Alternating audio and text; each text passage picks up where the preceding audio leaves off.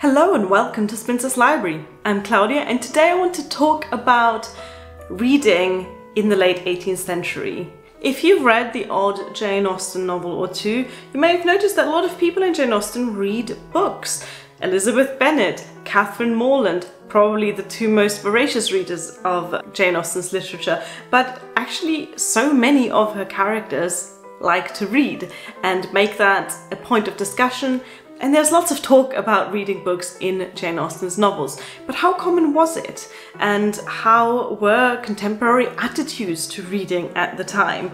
That's a really big topic and not one that I can actually explore in its entirety in this video, but I thought I'd give you a little insight into how reading was talked about at the end of the 18th century by going through a little article which I found in a 1789 edition of The Ladies magazine. This article is called Hints on Reading and it discusses reading and particularly women reading at the time. Unfortunately, the author is anonymous, so I can't tell whether this article was actually written by a woman or not, but either way I thought I'd show you some excerpts from this article and then we can both see, you and me can have a little look at our own reading habits and see how we measure up to this Georgian reading tutorial.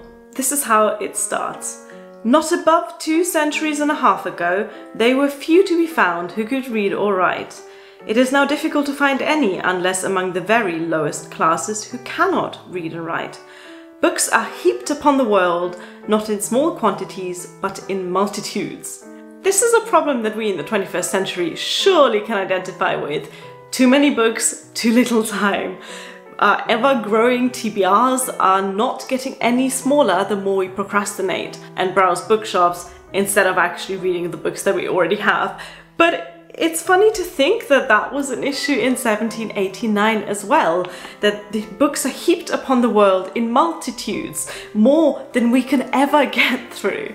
I like that this is how the author opens this article, because it shows that in 1789 there was already a really good selection of books that you could buy and you could borrow and you could read. But it wasn't just books. Fiction could be found in magazines as well, in the Ladies magazine, but also in other women's magazines at the time. The majority of the magazine is taken up by fiction, serialized novels, even though we might associate them with a little bit later in the period with Charles Dickens, but they were already hugely popular at the time. So if you think that your ever-growing TBR is the 21st century problem, think again. Next, our author discusses specifically women reading. It is a happy revolution in the history of the fair sex that they are now in general readers, and what is better, thinkers too, which adds charms to their conversation that outlive those of mere beauty. White and red will decay, bloom will wither, and years advance. But to the charms of a well-cultivated mind there is no end. Incidentally, it's this bit, this little section, that makes me suspect that the author may have been a man. While I can think of many advantages of being a reader, the fact that it will add to my charms when I'm all grey and wrinkly, though I'm halfway there already, that's not a particular draw for me personally.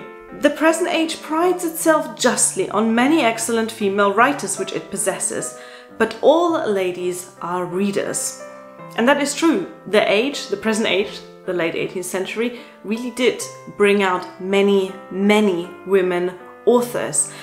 And that is one misconception that I wish we would clear from our cultural consciousness, the idea that being a writer as a woman in the late 18th or early 19th century was rebellious or unusual just doesn't hold water. So many books, in particular novels at the time, were written by women and were very successful and were happily distributed, bought and read.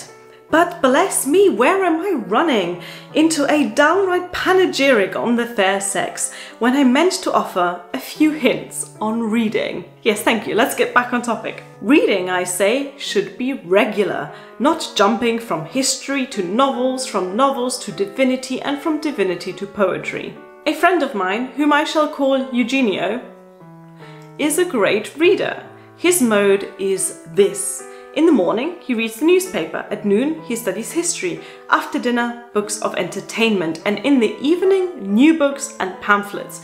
Because, as he says, they have very frequently a tendency to make him sleep sound. Now, I'm no Eugenio. I certainly don't read newspapers, history novels, religious texts, poetry. But it's interesting to hear that the author values a broad variety of literature. In the 21st century, most of us, unlike Eugenio, have 9-to-5 jobs, and we just cannot spend all day reading so many different things. So I wonder if the author has any advice for us who don't have all day to spend on reading. And yes, they do. Those who have much time may trifle with some part of it, that is, they may dip into trifling books. Those who have little leisure to read should read only what is instructive. And this is where I fail, because if I have little time to read, I will definitely gravitate more to the trifling end of the spectrum than the instructive end of the spectrum. But according to this author, if you don't have much time to spend on reading, you should use that to educate yourself rather than to entertain yourself. Read no bad books, says an excellent author, because you never can have time to read all the good ones that deserve to be read and studied. I should print this on a gigantic poster and hang up a copy in every room of my flat. And maybe I'll finally learn to DNF books that I don't like. This is so excellent an advice that I would have it written in large letters of gold on the front of every library, and especially every circulating library. How long should one read at a time? Said Maria to me the other day. I have no idea who Maria is, by the way. How long should one eat? Answered I. Read no more at one time than you can digest, for if you do not remember what you read, you are not better than if you had not read at all. Fair point, fair point. If you can't focus on what you're reading, then it's probably best to put the book away and pick it up another time.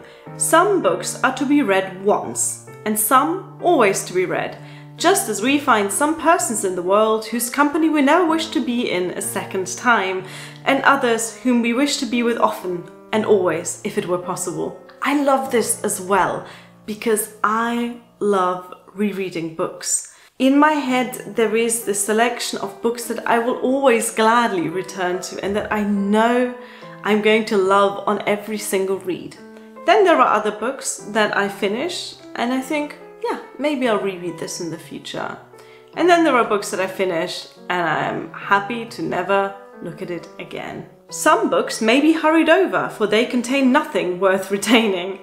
They're useful, however, particularly when one is under the hands of the hairdresser, provided that gentleman happen to not have the entertaining qualities of honest Partridge in Tom Jones or Strap in Roderick Random. I have not been to a hairdresser in about 15 years. So you'll have to tell me, is it actually socially acceptable to take a book to the hairdresser? Or is that considered rude? I don't really know. In reading your deep, grave and learned authors, it is necessary to make many a pause and consider how far what he says concords with your own opinion and experience. For your grave, deep authors are very apt to lead you astray, because you adopt their conclusion without examining their arguments. This is probably more applicable to social media nowadays than it is to literature. We adopt ideas without questioning them and without thinking critically about them, and most importantly, without examining our own thoughts. But here this writer is saying, don't get carried away by good writing. Think about what you're reading first. And I think I would agree with that. So far, all of the advice has in one way or another been applicable to readers of the 21st century, right? The next piece of advice is specifically about, I guess we would consider it, series of books. Most novels had 3 volumes, so nowadays they are printed as one book, but back then you would have them split into 3 volumes. I guess we could think of it today as a trilogy. In reading novels, some begin at the last volume. They are so eager to see how it will end. Now, gentle and fair reader, I have 2 objections to this backwards way of reading. 1, it is not fair, and 2, it is not necessary. It is not fair because you deprive the author, if he has ingenuity of fable, from surprising you into turns of joy and sadness. And it is not necessary because in most modern novels you may discover the whole plot in the first 2 or 3 chapters. So communicative are those authors that they cannot even keep their own secrets. I should think that most novels I read are quite good at keeping the secret. I don't think I've ever read a novel that has given away the entire plot in the first 2 or 3 chapters and then the rest of it is just, I don't know, descriptions? And we're already at the end of the article. This is the last sentence that the writer gives us.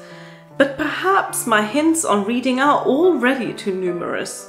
I shall therefore break off here with a promise to renew them in the next magazine. Unfortunately, I have not been able to find the renewal of the hints on reading, the part 2 of this article, so I don't know if the author never continued it, or maybe if that particular edition of the ladies magazine is lost.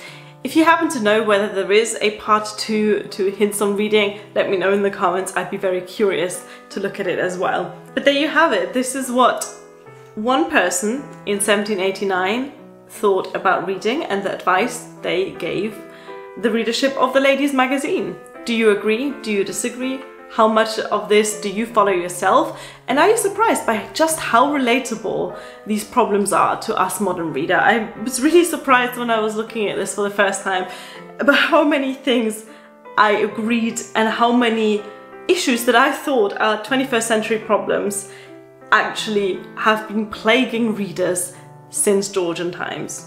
I'm going to add a link to where I found this in the description box. Unfortunately, you will need some sort of institutional account to get it, to read the full article, but I think I've given you the highlights.